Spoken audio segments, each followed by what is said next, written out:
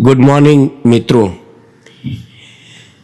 सुनिए, धर्म सम्मत सैद्धांतिक निष्ठा एवं आत्म अनुशासन से व्यक्ति श्रेष्ठ, कालजयी और सहज ही भगवत कृपा का अधिकारी बन जाता है।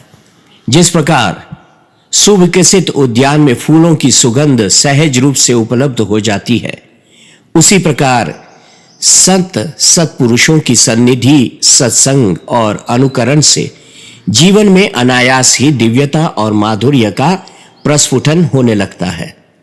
जागे हुए महापुरुषों के संग व नित्य सत्संग से ही हमारा ज्ञान दूर होगा। जागरण के देवता का नाम है गुरु। गुरु जानने का विषय है। गुरु श्रद्धा और विश्वास का प्रतीक है। युक्ति से मुक्ति का मार्ग होता है सद्गुरु। संत महापुरुषों के आगे जो पाप व अपनी गलतियों को स्वीकार करता है, उसके पाप कटते हैं। वे अति घृणित को भी श्रेष्ठ बनाने का सामर्थ्य रखते हैं। साधु महात्माओं के संग व नित्य सत्संग से ही हम इच्छाओं पर नियंत्रण कर पाते हैं। मनुष्य की इच्छाएं जितनी कम होती जाती है, वह उतना ही भगवान के निकट होने लगता है।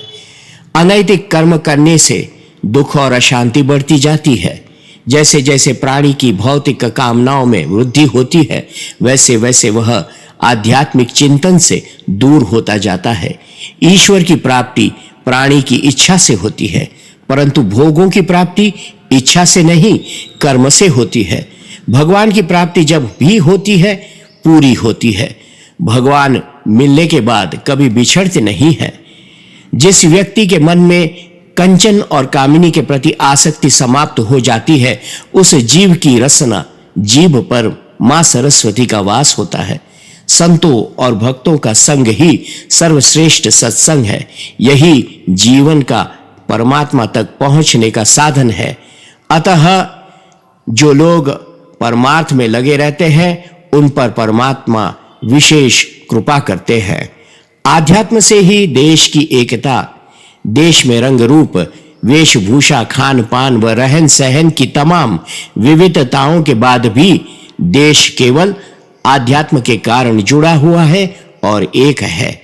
इतना ही नहीं, हमारे तीर्थ और धाम उत्तर से दक्षिण तक, पूरब से पश्चिम तक के लोगों को एक सूत्र में बांधे रखते हैं।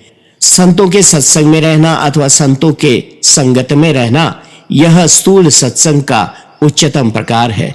क्योंकि संत ईश्वर के गुण रूप होते हैं, इसलिए संतों की उपस्थिति में अधिकाधिक नाम जाप करना चाहिए। संत का ध्यान केवल हमारी साधना और ईश्वर तक पहुंचने के हमारे प्रयासों में होता है। संत अपेक्षा रहित प्रीति के प्रतीक है और उनका ध्यान केवल ईश्वर प्राप्ति की तीव्र इच्छा वाले साधक की आध्यात्मिक प्रगति पर होता है। संत सत्संग में साधकों का व्यक्तिगत स्तर पर मार्गदर्शन करते हैं। उन्हें निश्चित रूप से ज्ञात होता है कि उस साधक की प्रगति के लिए क्या आवश्यक है और इसलिए वे यथोचित साधना हेतु उसका मार्गदर्शन करते हैं। जो साधक संत द्वारा बताए गए निर्देशों को आज्ञापूर्वक पालन करते हैं, उस पर उनकी कृपा की वर्षा होती है और वह आध्यात्मिक पथ पर आगे बढ़ता है। संग के प्रभाव से साधु असाधु बन जाता है एवं असाधु भी साधु हो जाता है। जैसे वृक्ष तो बहुत है, लेकिन चंदन के वृक्ष कहीं कहीं पर होते हैं, ऐसे ही मनुष्य तो बहुत है, लेकिन ज्ञानी महापुरुष कहीं कहीं पर ही होते हैं। ऐसे ज्ञानवानों के संग से हमारा चित्त शांत और पवित्र होता है एवं धीरे धीरे उस चित्त में आत्मज्ञान का प्रवेश होता है और आत्मज्ञान पाकर मनुष्य मुक्त हो जाता है। जिस तरह अग्नि में लोहा डालने से लोहा अग्नि रूप हो जाता है, उसी तरह संत समागम से मनुष्य संतों की अनुभूति को अपनी अनुभूति बना सकता है।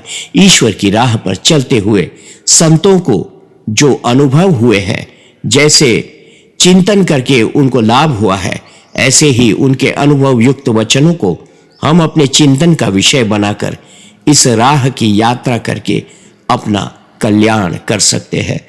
जय सिया राम, जय सद्गुरुदेव परमात्मने नमः।